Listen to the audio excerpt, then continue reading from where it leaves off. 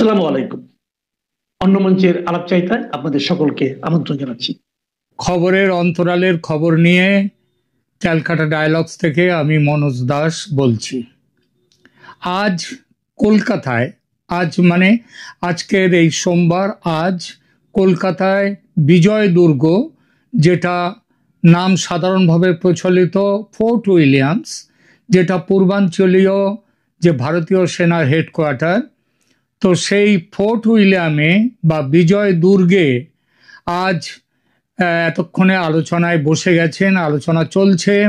সেই আলোচনায় আছেন এটার নাম হচ্ছে কম্বাইন্ড কমান্ডার্স কনফারেন্স। এই কম্বাইন্ড কমান্ডার্স কনফারেন্সের বৈঠকে হাজির হয়েছেন গতকাল, দিল্লি থেকে এসেছেন, দিল্লি থেকে নয়, উনি আসাম থেকে এসছেন। আসামে তার সফর ছিল, সেখান থেকে তিনি কলকাতায় এসেছেন। ভারতের প্রধানমন্ত্রী নরেন্দ্র মোদী। এছাড়াও আজকের বৈঠকে উপস্থিত থাকবেন ভারতের যিনি প্রতিরক্ষা মন্ত্রী রাজনাথ সিং। এছাড়া CDS chief of defence staff তিনি আমাদের অনিল চৌহান সাহেব, তিনিও থাকবেন কলকাতায় আজকের বৈঠকে। এছাড়া ভারতের প্রতিরক্ষা বিভাগের সচিব, তিনিও থাকবেন আজকের এই বৈঠকে। এবং বৈঠক সেরে সোমবার আজকেই সন্ধেবেলায় নরেন্দ্র মোদী দিল্লি ফিরে যাবেন। প্রশ্নটা হচ্ছে, এই যে বৈঠকটা শুরু হচ্ছে, এই বৈঠকটা হওয়ার ফলে একটা বিরাট একটা আলোচনা চলছে যে বোধহয় এই বৈঠকে বাংলাদেশের সামরিক অভিযান করার ব্যাপারে বোধহয় ভারত সিদ্ধান্ত নেবে। আমি দেখছি বেশ কিছু সোশ্যাল মিডিয়া ইউটিউবার তারা ভারতেও আছে, ভারতে বিশেষত কলকাতায় একটু বেশি করে।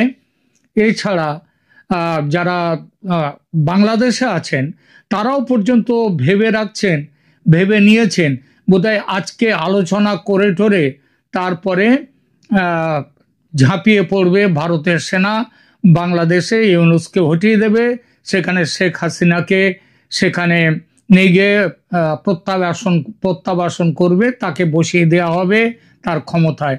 এইটা নাকি আলোচনা হতে পারে আজকের মিটিংয়ে। একটা যেন খুব একটা এইটা নিয়ে রীতিমতো একটা দ্বন্দ্ব তৈরি করা হয়েছে এবং বলা হচ্ছে যেন এইরকম ব্যাপারই ঘটবে। এই বিষয়টি নিয়ে আমি এখানে ছোট্ট করে দু চার কথা বলবো। প্রথম কথা হচ্ছে, আমরা দেখি যে আজকে কেন এই বৈঠকটা কলকাতায় হচ্ছে। প্রথমে এই কারণটা দেখা যাক, কলকাতায় কেন এই বৈঠক হচ্ছে। এর আগে 2023 সালে, এই যে এটা প্রত্যেক বছর হয় না, মাসে মাসেও হয় না, এই যে কমান্ডার্স যে কনফারেন্স হচ্ছে, কম্বাইন্ড কমান্ডার্স কনফারেন্স, এটা 2023 সালে একবার হয়েছিল ভোপালে। আচ্ছা, 2023 সালে ভোপালে এটা হওয়ার পর কি ভারত কি কোনো জায়গায় আক্রমণ করা কিংবা সৈন্য অভিযান করা এসবগুলোকে হয়েছিল? হয়নি, সেবার হয়নি। 2023-এর পরে 2025-এ এই যে হচ্ছে এবারের বৈঠক, এই বৈঠক কলকাতায় হচ্ছে বলে এবং ফোর্ট উইলিয়ামে হচ্ছে বলে, এবং পশ্চিমবাংলার পাশেই আছে, পশ্চিমবাংলা নয়, ভারতের উত্তর পূর্ব সীমান্তের লাগোয়া রয়েছে বাংলাদেশ, সেই জন্য 2-2-4। যেহেতু বাংলাদেশে এখন শেখ হাসিনাকে হটিয়ে দিয়ে ইউনূসের অবৈধ সরকার, এবং যে সরকারের সাথে ভারতের সম্পর্ক ভালো নয়, বরং বলা যায় খুবই খারাপ, সুতরাং একটা 2-2-4 করে একটা মিলিয়ে নেওয়া হয়েছে যে ভারত বোধহয় এবার কোনো একটা ব্যবস্থা নেবে, তার জন্যে এই আলোচনা এখানে হচ্ছে, কলকাতায় হচ্ছে।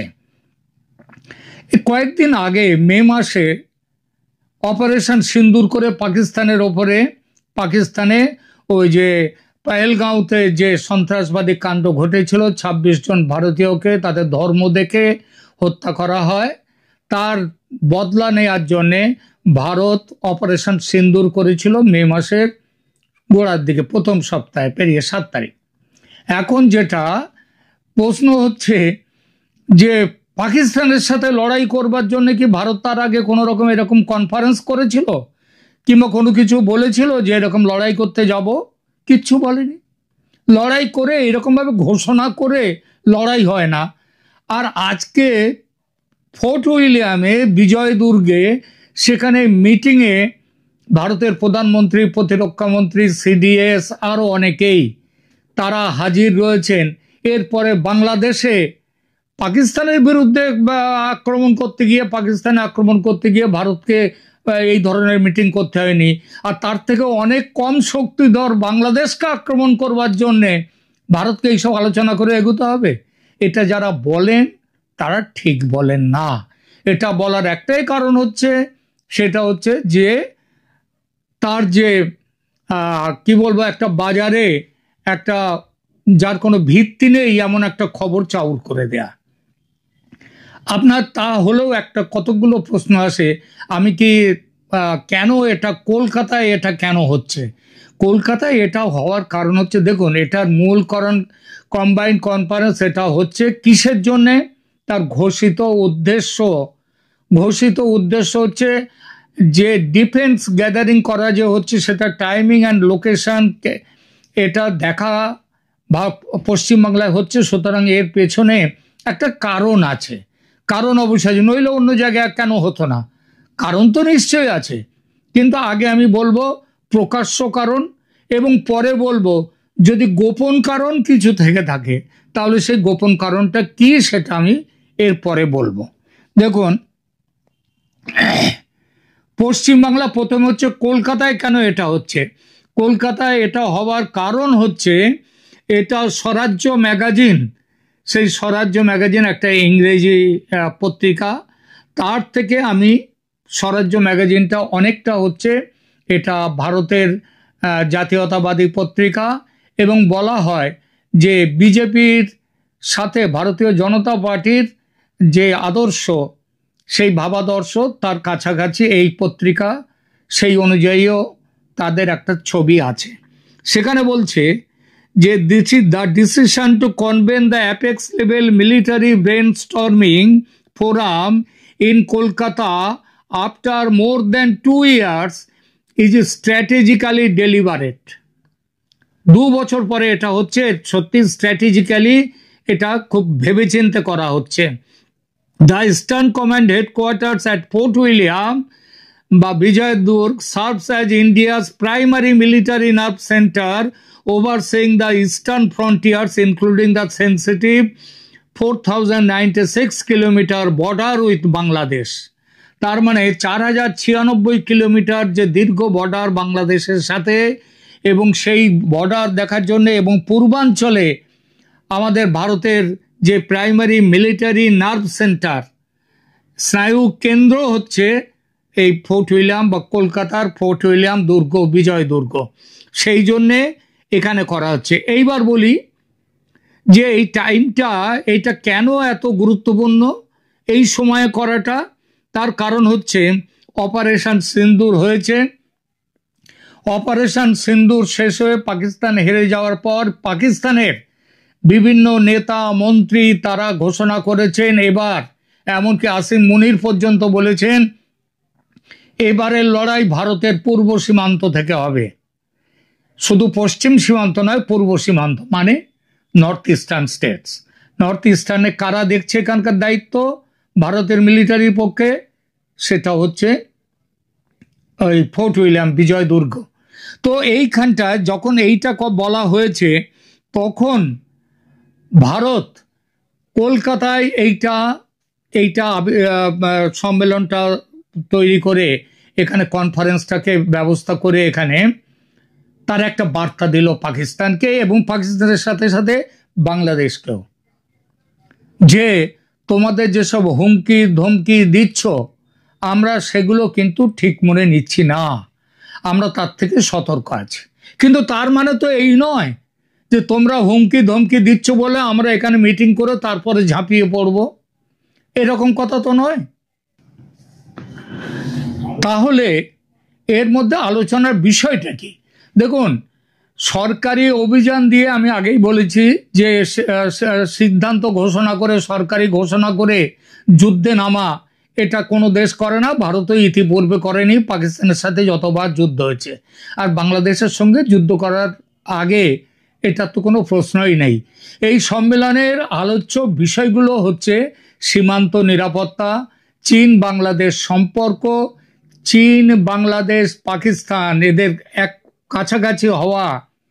এখন আপাতত এসসিও বৈঠকের পর একটু পিছিয়ে গেছে, কিন্তু ভারতকে সতর্ক থাকতেই হবে, কারণ পৃথিবীর রাজনীতিতে অনেক দিকে, অনেক সামনের দিকে তাকিয়ে তারপরে রাজনীতির সিদ্ধান্ত নিতে হয়। তো চীন বাংলাদেশ পাকিস্তান সম্পর্ক এবং পূর্বাঞ্চলের সামরিক প্রস্তুতি প্রাধান্য পেলেও মূলত এর লক্ষ্য হচ্ছে ভারতীয় সেনাবাহিনীর আধুনিকীকরণ, অপারেশনাল প্রস্তুতি ও কৌশলগত সংস্কার। কি নিয়ে আলোচনা হচ্ছে কনফারেন্সের মূল থিমে যাই। মূল থিমটা রাখা হয়েছে year of reforms transforming for the future, অর্থাৎ ভবিষ্যতের জন্য নেতৃত্ব, নিরাপত্তার কৌশলগত রূপান্তর ও প্রতিরক্ষা ব্যবস্থার আধুনিকীকরণ। এইটাই হচ্ছে মূল উদ্দেশ্য। এর সাথে সাথে আর কি আছে? সীমান্তে নিরাপত্তা ব্যবস্থা, চীন পাকিস্তানের সঙ্গে বাংলাদেশের ঘনিষ্ঠতার প্রেক্ষিত এবং সাম্প্রতিক রাজনৈতিক পরিবর্তন যেটা বাংলাদেশে হয়েছে তার ফলে উদ্ভূত নতুন চ্যালেঞ্জ মোকাবিলায় কিভাবে প্রস্তুত থাকা যায় এবং যৌথ সব বাহিনীর সঙ্গে সমন্বয়ের উপরে গুরুত্ব দিতে পুরো একদম ছক তৈরি করতে। ছকটা কি? সেটা হচ্ছে প্রস্তুতির ছক। এই বৈঠক, এই কনফারেন্স, সামরিক অভিযানের সম্ভাব্যতা, এটা নিয়ে তো আমি আগেও বলেছি যে কোনো প্রতিবেদনে এই ধরনের কোনো খবর কোনো সরকারি সূত্র থেকে আসেনি, আসবে না।